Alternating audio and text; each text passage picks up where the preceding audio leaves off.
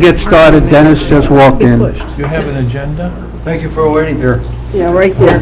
I've got one online. I couldn't do it without you. I wouldn't agree to it this time. All right, good morning all. Welcome to the O&M meeting. I need a motion to approve the minutes of the last month's meeting. Ms. Frazier, Mr. Leggett. Any questions? All in favor? Aye. Opposed? Passed. There's no action agenda, but I'm gonna turn it now over to Jeff for the referral pending items. Thanks, Mr. Chairman. No update on number one. We have been in touch with the county attorney's office about the skate park rules. And also, in a related matter, we're reviewing the park overall as far as safety rules. We've had Needham Risk Management out at the site with us, and we reviewed it, both myself and David Harrington, so we're working on some additional safety signage. On item 2 under referrals, I do have that on the agenda under discussion items regarding the South Parcel operations and management and the maintenance activities related to those South Parcel wetlands. I see we have Randy Rath from LGA here and also Jim Liebram. And I understand the last committee meeting, we asked that they review the site, and I know I had my highway manager out there with them as well, Steve Johnson, and reviewing the site and what would be needed this year as far as wetlands maintenance. Okay, I can turn it over to one of you guys. Jim or Randy, which would like to speak? I'll let Jim go ahead and talk. Okay. All right,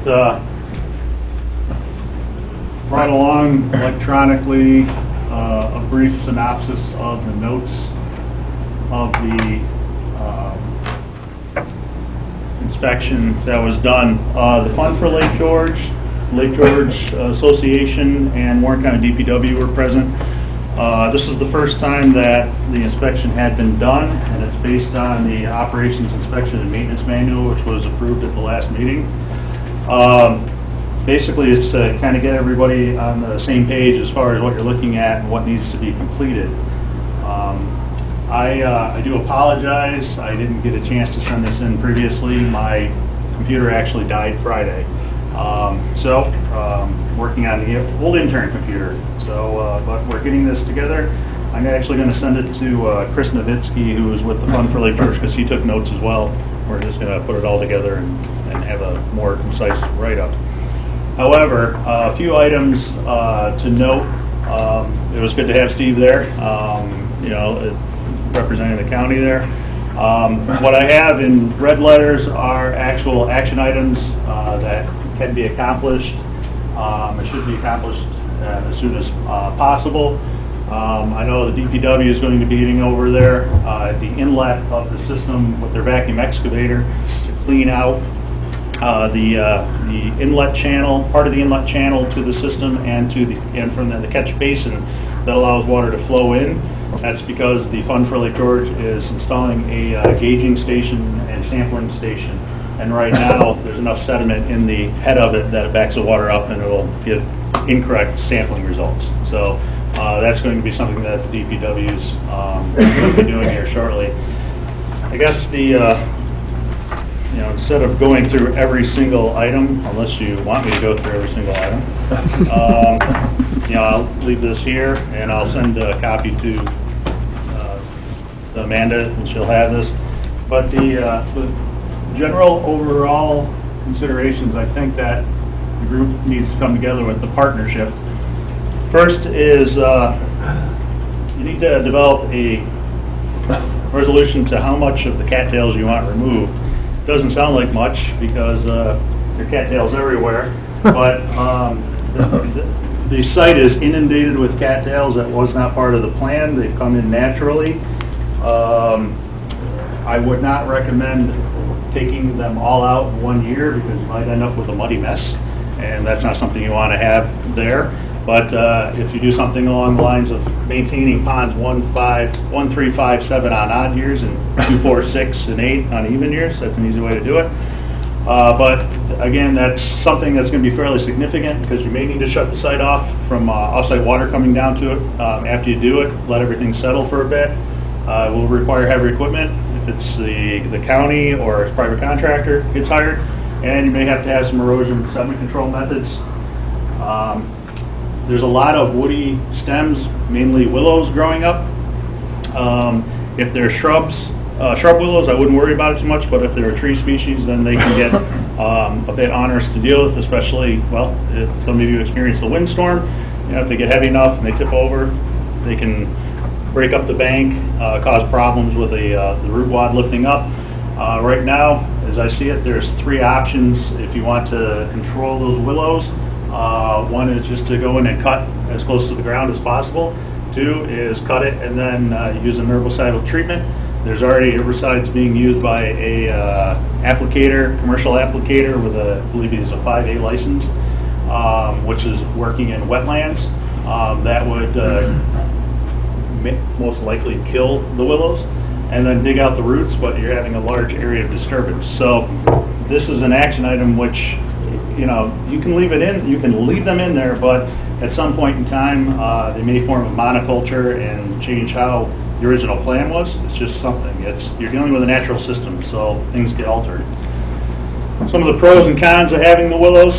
Willows do have a lot of nutrient uptake, so they are taking a lot of the nitrogen and phosphorus that's going through the water. They're taking and using it for growth, which is great.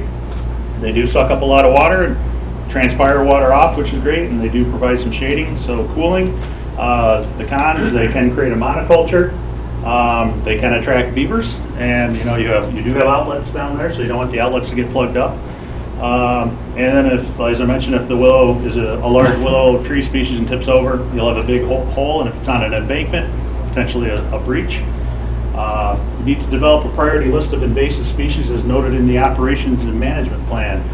It says, you know, as we're going out using the inspection, you know, identify the priority invasive species. Well, there's no list at this time, so that needs to be created. We have a good idea of what to look for, and there are some invasives. You have honeysuckle, you have oriental bittersweet, you have Phragmites, you probably have Japanese knotweed not too far away. I know you have spotted knapweed. There's some small bank collapses on the edge. I cannot tell you if it's from saturated soil on the edge and it's collapsing that way, or if it's muskrat damage. There has been muskrats there in the past. They'll burrow into the edges. Once it gets saturated, it'll collapse.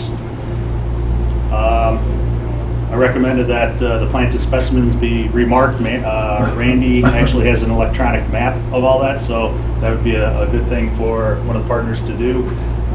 Instead of going in and telling, let's just use the Village of Lake George staff because they do the mowing, instead of saying go forth and conquer. You don't want to get rid of all the plants. The site was mowed. The trails were clear of debris. There were some beer bottles along there, and there were glass. And who will be the designee to receive the inspection reports? So it's kind of an overall. There's still questions, and this is something that I wanted to bring to you and have you take a look at and think about. I know Chris Nowitzki was reaching out to the University of New Hampshire to find out what to do with the gravel wetland, because that is almost a monoculture of cattails, and that's not the intention of it. That wasn't the design, and that's not what it should be. We're going to find out what can be done there. Yes, sir. What should it be? There was a good mixture of other plants, and cattails were actually not in the species list, so they've reestablished. So again, there's pros and cons with cattails too. At a certain point, though, the cattails take up a lot of nutrients, heavy metals, things of that nature. At some point in time, instead of being a sink for nutrients, they'll become a source for nutrients, so you'll start leaching that out. If you look at the original design, there was how many other plants?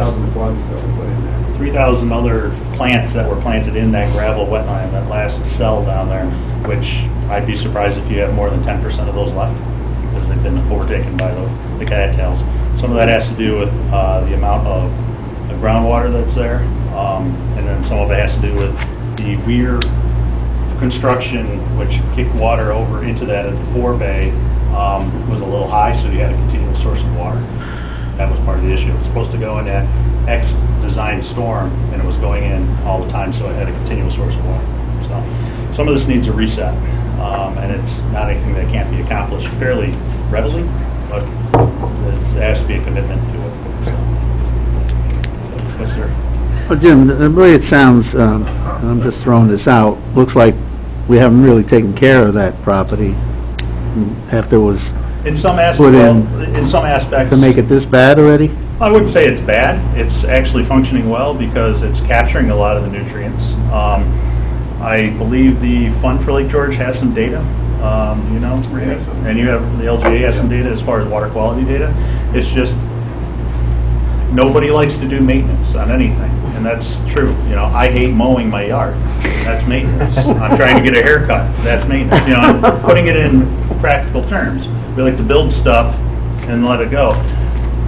This is not a natural wetland. This is a stormwater system, and we have to remember that, so. Well, I'm just, my point is that now we have to have a group together to Yeah, and I think that's what- assess the cost and what we should start tackling, because otherwise we let it go a little longer, it's gonna, yeah, yes. Yeah, and I would just add that, remember where the site was before? There used to be a building, and it was a level site. There was no wetland there at all, so this is all constructed. The good news is, it's a viable parcel to grow lots of things. It's just not growing the things we intended it to. So, it's a natural process for the area, you know, fauna to take over, and that's occurring. So now it's a matter of prioritizing the areas that we think are really having a negative impact on the function of the wetlands, and addressing those, and then getting to a steady state point where we have the types of plants that we want growing in there that are going to cause the greatest benefit to the environmental processes that are occurring, and then get into a normal management. So I think this is normal, considering this was manufactured everything, all fresh soils, new wetlands, and, you know, there was no water flow through here before. So I think this is pretty normal, and it's pretty remarkable that the site is operating so well and supporting so much plant life and wildlife already. Now we just need to tweak it and prioritize what areas that we want to, you know, remove the more invasive type or the more aggressive type species, and replant the ones that we want. Well, it was my understanding, as it was originally conceived, that under the direction of the partners, which is the fund and the Lake George Land Conservancy and the Lake George Association, that the Warren County Water and Soil was going to do a majority of the maintenance of this section of the space. So is that still our intention? Do your folks have the... At the last meeting, they officially requested that we start taking this in hand, and that's where actually we came up with, instead of let's just going out, let's get the partners together, and then that way we all have the same eyes, and so we're synced up on it. And, you know, it turns out it's almost easier for me to do a narrative on each location than just to go through with the checklist, because you get a little bit better detail and more direction as to what needs to be done. So, yes, and my board just approved that as part of our plan of work yesterday, so I'll have to advance that through the committee. Yeah, the intent had been that the coordination of that and the direction of that work would come from Soil and Water in conjunction with LGA and other environmental groups that really have the scientific background and the knowledge of the wetlands, and that they'd be reaching out to municipal forces for equipment and manpower support. And my personnel we can cut it, and we can dig it, and we can pave it, but we need to know what we need to cut and what we need to dig, and we're not going to pave anything there. So. And Steve, and we had a good discussion about that, and we said, all right, assuming that that's something the DPW still wants to do, September, October, perfect timing for some work. This is a fit-in work. So everything's moving ahead, albeit a little slower than we thought, maybe, for that to take place. Right, and there's still there's another inspection, a PE inspection is required every year. I'm not a PE, So I'm not even sure what that's looking at, except for maybe the concrete head walls and the outlet structures, but I don't know. I think that's up to the partners to decide on how detailed that report is, but really the next step is, as Jim alluded to, there's some adjustments that can be made in the wetlands and how it functions now, maybe with that outlet weir in the gravel wetlands. So I think we want to come up with a plan on the hard structure of how it's functioning to make sure it's most viable for the type of plant life that we want. We can certainly coordinate the manpower and equipment and the schedule, because there may be better times of year to do some of the work on how we're going to get that done with county forces or village forces on that. And then just going forward on prioritizing the areas that we think are most critical to the rehab and replant. I guess the other big question I think that probably is in the committee's mind is, what are the expenses involved right now? Is there anything that was identified in the walkthrough with you and with Randy and with Steve Johnson that was, okay, that's going to be a contract expense that we need to be aware of right away, or is this pretty much your expertise in municipal forces that can get it done as of right now? Well, right now, we said that on Friday for the initial inspection, we're just going to go out and do it and get everybody synced up. My board yesterday approved working with the county to get a contract for this so that it's in our plan of work to do the inspections.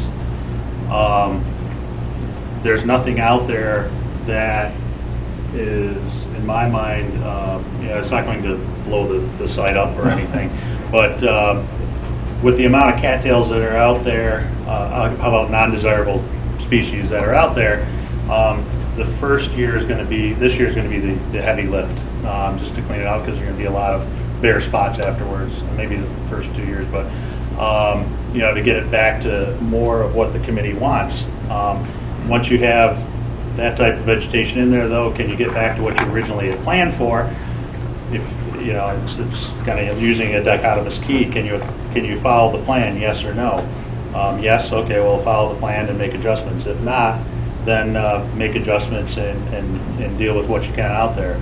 I don't see a significant, in the next couple months, there should not be any significant expenditures from the county or this committee on this. It's more dig and dispose of, and we would certainly, I already told Steve we'd be out there, because he's like, well, we can do that, but I just don't want to make a mistake. Sure, that's fine, But I think some of it's just working between all the partners to say, we can live with this, don't want to live with this, we want to adjust it.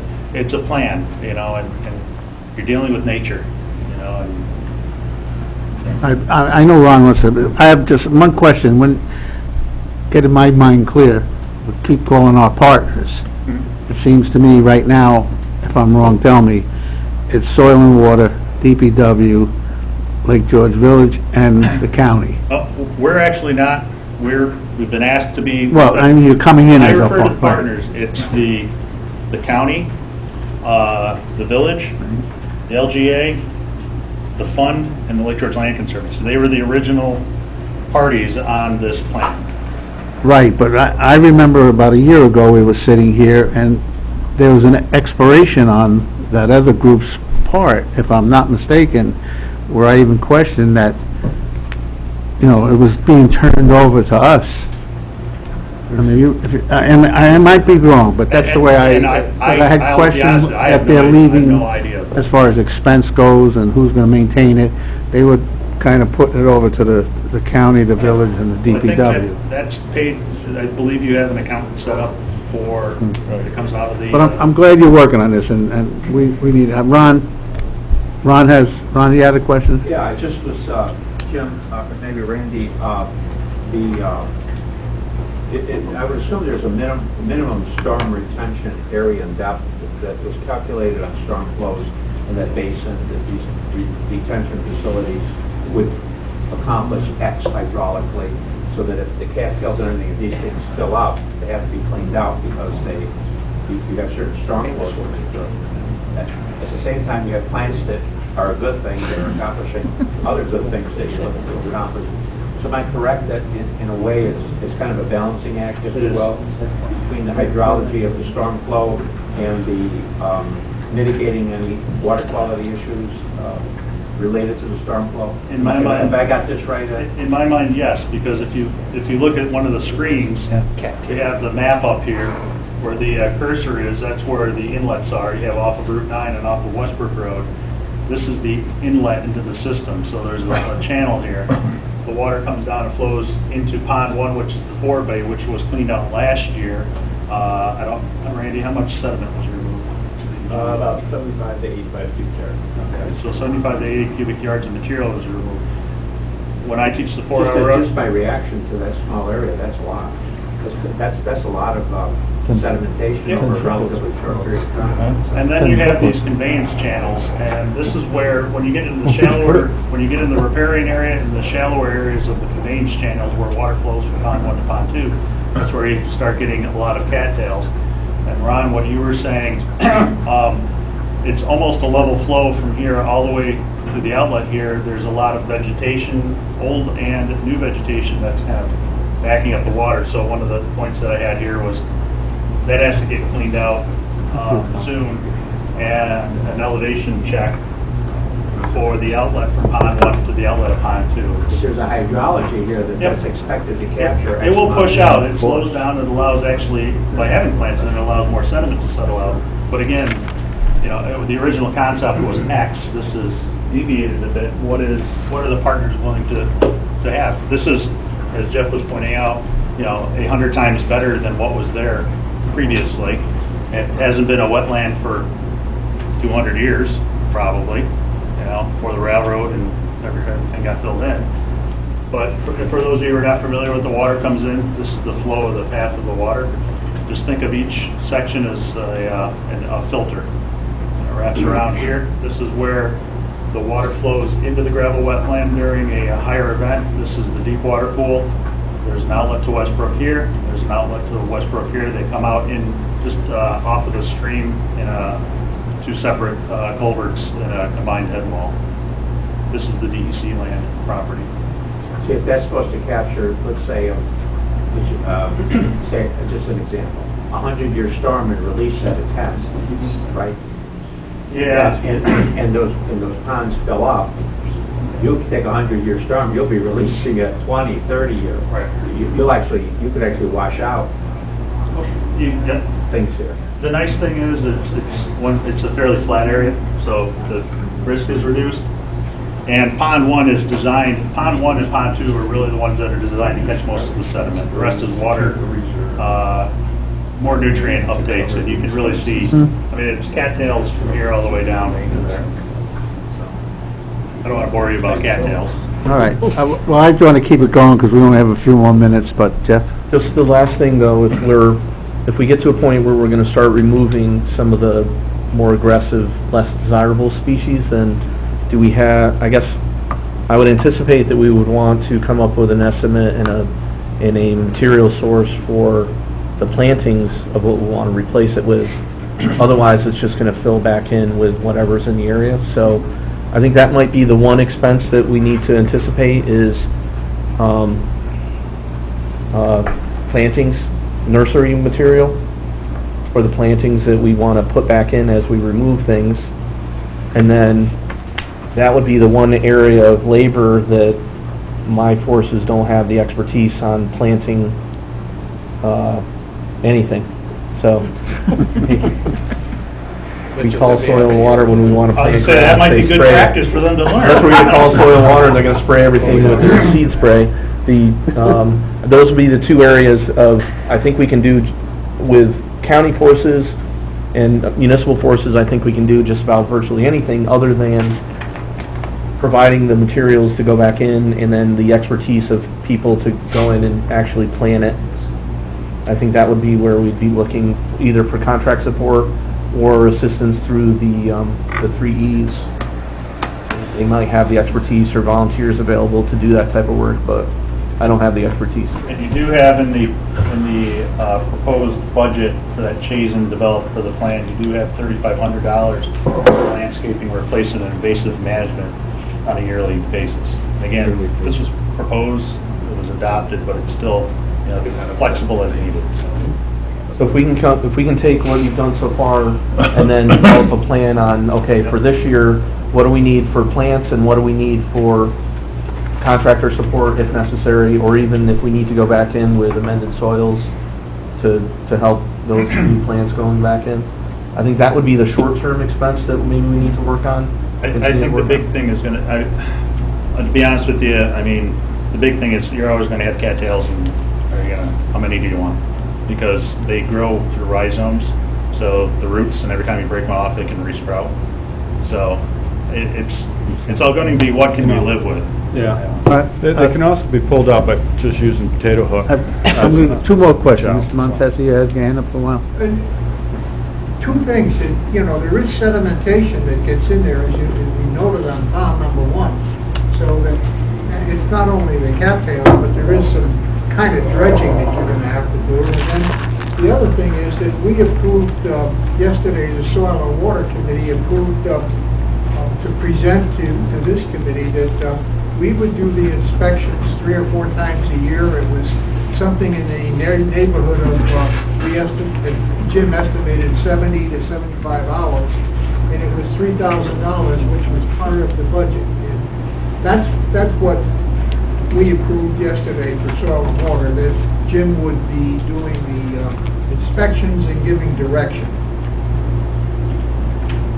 Dickinson, I think you had your hand up. I did. I wrote down what I wanted to say because I knew I'd forget. I assume, I don't know this, but this is probably a Jeff question. When we finish this, were all the elevations and construction of the ponds signed off on by the engineering company? We're a little curious why the elevations are. I think it's more of just a design tweak. I think the elevations are where they were intended for the design. I just think that with some of the material filling in and some of the additional plant life that's in there, I think maybe some of the elevations aren't working out exactly, which I'm not surprised at that.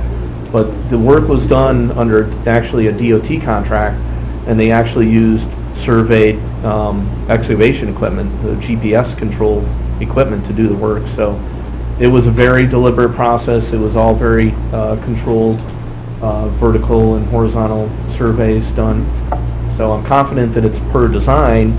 It's just now this is the reality versus what was conceived on paper. This is the reality, and maybe we can make some adjustments. And just so you know, Dennis, from pond 6 to pond 7, there was a stone weir, and we lowered it a little bit in order to get water flow. But I think what's happened is the interstitial spaces in between the rock, they've gotten filled up, so now it artificially. So it's a maintenance. It goes back to maintenance. And so I think that if all of the outlets were maintained, you would have back to more of what the design was. Okay. But again, you know, it's natural and. Jim, thank you very much. It's interesting. Can I just say one thing? Yes, sir. If Danny Belden was still here, he would say, "I told you so." If I'd like to remember his exact words on these, this whole endeavor. You don't want to hear it. All right, one more thing. Mr. Blaze has a reenactment I got a couple question. more things. Oh, you got a couple more? Yeah. I'm sorry. I only see one on. Fred Austin approached me last week about the reenactment that's scheduled to take place at the Festival of Commons coming up in August, and I asked him to come to this committee today with those concerns. I'll try to be brief. I'm here on behalf of the French Indian War Society. I'm on the board of directors, which covers general area around us on the French and Indian War. There is the 260th anniversary of the siege and surrender of the fort. They've got a really large, massive thing scheduled for the French and Indian War Society is supported by dues-paying members. That's it. It is not flush with any money whatsoever. Our sponsor sponsoring the large reenactment of the siege and surrender the weekend of August 26, 27. We'll have over 300 reenactors here for the weekend, with the muskets, the artillery pieces, the whole shebang. It always draws large crowds. One this size should draw some really large crowds as the weather helps out. And we will use Wood Park and Battleground Park. The state of New York, in their wisdom, is saying there is no charge for Battlefield Park whatsoever for us.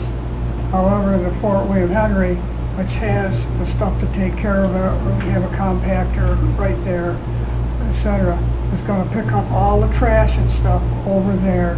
We would also pick up all the trash and everything, anything that may occur at Wood Park, so that the people, the county, the village, whatever, they'll get back a pristine place without having to worry about it at all. Let's see, the French artillery main shelling took place right out of the middle of Wood Park at the fort. So it's part of the action, and they try to do it just as reenactment verbatim of how the battle went. So there will be an artillery piece down there where they know it was right in here. So it's a key part of all this. French Indian War Society sent in a $500 check to get the thing tied up for that weekend. We were frankly hoping that maybe for a thing like this, you would waive the fee and we could, get out of it. If we had to, we would take it out of money we have set aside for some promotion and cut you another $500 check or something. But to talk about $1,000 or $2,000 a day type thing really doesn't work at all to pull this thing off the way it's set up. The fort's also sponsoring the $5,000 thank you dinner for all the reenactors that come at all their own expense for this. One issue that comes up regularly asked, but there's law there, there's this there, there's that there. They would camp out at night. The people come down, the ladies all in costume, give food to the people. It's wide open to everybody that wants to come and take part in this. And the kids especially go berserk, but that's okay. There would be no fires other than in special, what they call them fire boxes. Fort Niagara uses them. You have a box with gravel, with everything in it, and that's where they'll have their little cooking fire. So there's nobody building a fire on the ground, people have done this all over the state, all over the country really, so they know what they're doing. There's no lights at night because they're sleeping there. They just go in as they did back when they were attacking. And they sat out on the lawn, they put up a little tent or something that pumped up. So there's no lights at night to bother anybody because the people will be there sleeping. We did receive, with our thanks, from the town and the county, or town and the village, $3,100 in occupancy tax money for event promotion. They've had a tentative budget of trying to raise $6,000 for additional promotion just by the society, not by anybody else involved with it. So I'm here to hope that the committee would say this is a signature event for the area over a signature part of history for the area. They have Monroe comes out in his uniform and surrenders to Montcalm in his uniform, and it's the whole shebang on this 260th anniversary. So if the board would be so inclined, we would like to, well, what we'd love is to waive the fee like the state of New York did. Come up with what's a palatable amount of money to put this thing on for the society. What fees are you talking about, Fred? Rental. the rental of the Talking special about the space. $1,500 a day fee for the use of the space. For the park? Correct. Yeah, we are a 3 rock days? concert making money. We're Many days? all a One, big two, gift to three? everybody. Was it 3 days altogether? Everything is free. No, how many days? How many days? Well, we worked that out Two. with the mayors. The We're 2 days. talking about 2 days. Saturday, Might be a little overlap in the morning or something. So you're looking for $3,000? Well, you're looking to waive the fees. Right. That's what you're looking for, the waiver, the $3,000 fee, $1,500 a day. Yeah. The other thing, just to clarify, Fred, right now the park rules don't allow the overnight camping. Are the reenactors intending on camping on the festival space or in the battlefield park? As far as I know, possibly both. Festivals. So I think we would need, in order to issue a permit for that, I think we would need a committee Waiver. action on that as well, with whatever controls the committee deems Right. necessary. So basically, we're looking for a waiver to allow them to camp on the festival space, and a waiver, if we so incline, to waiver the $3,000 fee.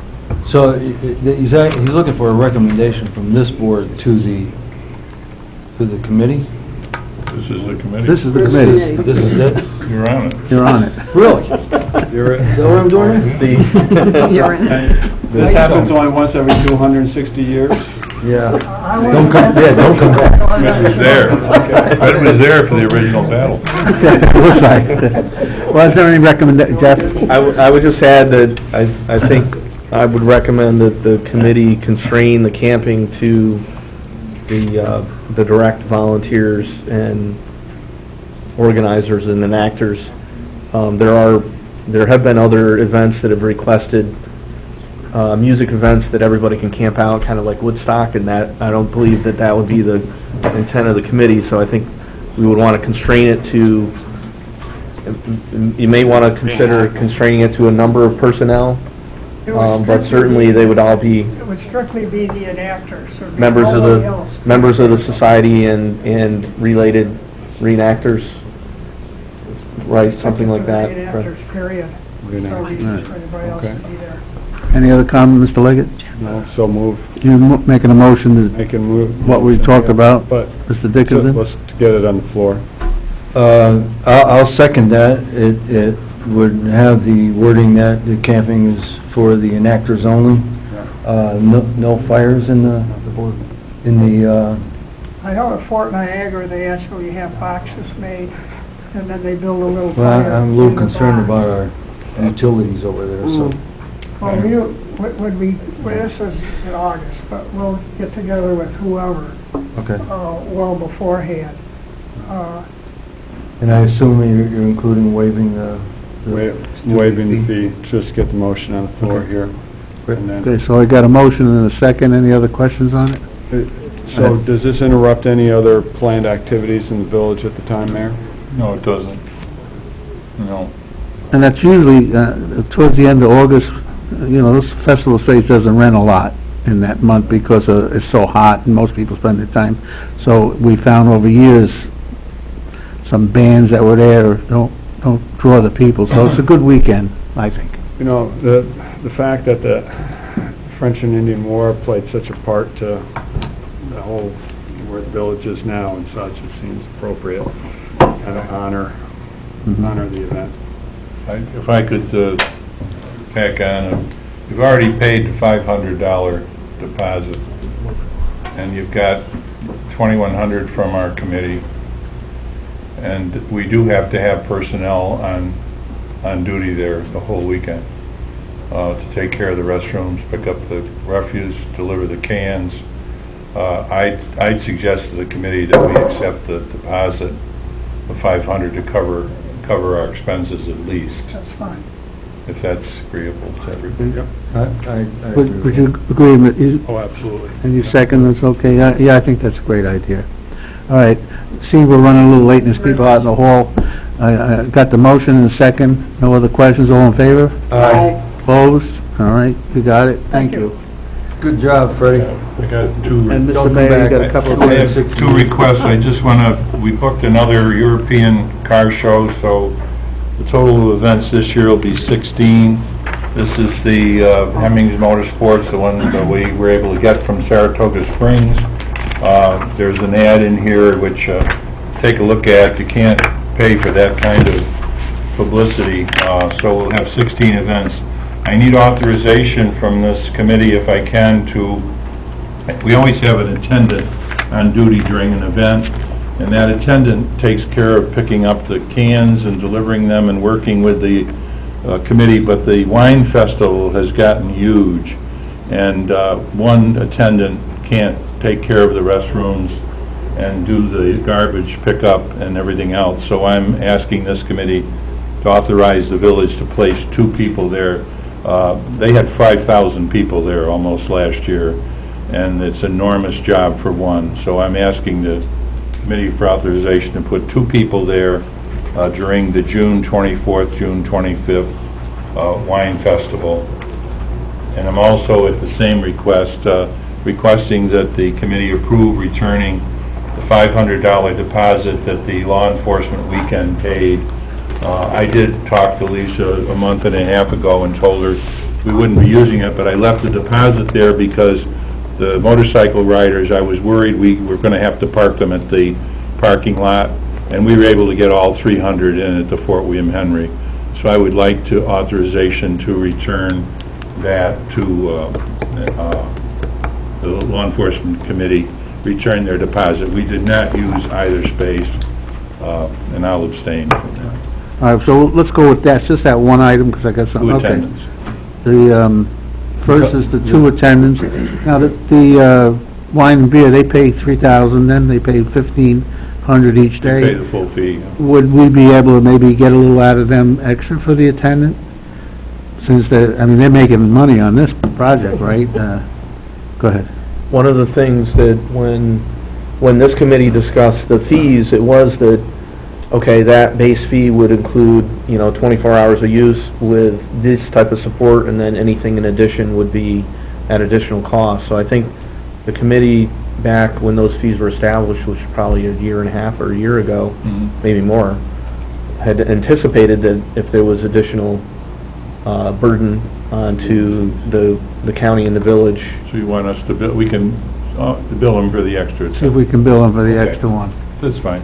That, that'd be, they're gonna, if they get more people, they must be Yeah, doing they're well at doing it. well. so. I think that's fair going Right. forward as events get bigger and bigger, that they're paying kind of their share for That's fine. additional So burden. you'll look into that, Mr. Mayor? Yes, I will. Okay. Now, the other one was to return the, Return a deposit Deposit to for the the- law enforcement officers' weekend, which is very successful, but we did not make any money. We actually lost a little bit, but so we could use the 500. And I did call Lisa Grant, and she'll confirm that over a month ago, and tell her that we were not going to use the festival space, but I wanted to leave the deposit there in the event we needed to park motorcycles at the last minute. Okay. We did not have to. We All right. fitted them all into So- the...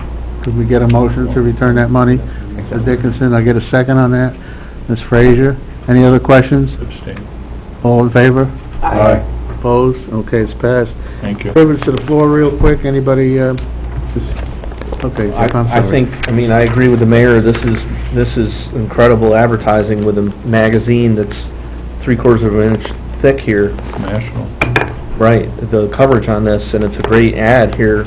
I think we should just get it in touch with our tourism department, and there might be, 'cause I don't see us, I don't see any coordination with tourism, but this might be something that they can assist with that, so. They've been working with the This is a Lake good- George Chamber, with Michael and his staff very closely for rooms and so on. That's great. And I think just real quick with the tourism, we'll try to get something for this reenactment, some kind of a blast out, blast a month before or something, all right? I did want to give the committee an update. We did, the committee authorized installation of Wi-Fi at the park. We have quite a bit of coverage, actually about half of the festival space and the entire area around the restroom building and the skate park is all covered with public Wi-Fi now. So I think that'll really enhance, the various events as they're coming in and probably get us some real-time publicity as the events are occurring down there. Motion adjourned? All in favor for adjourn? Thank you all.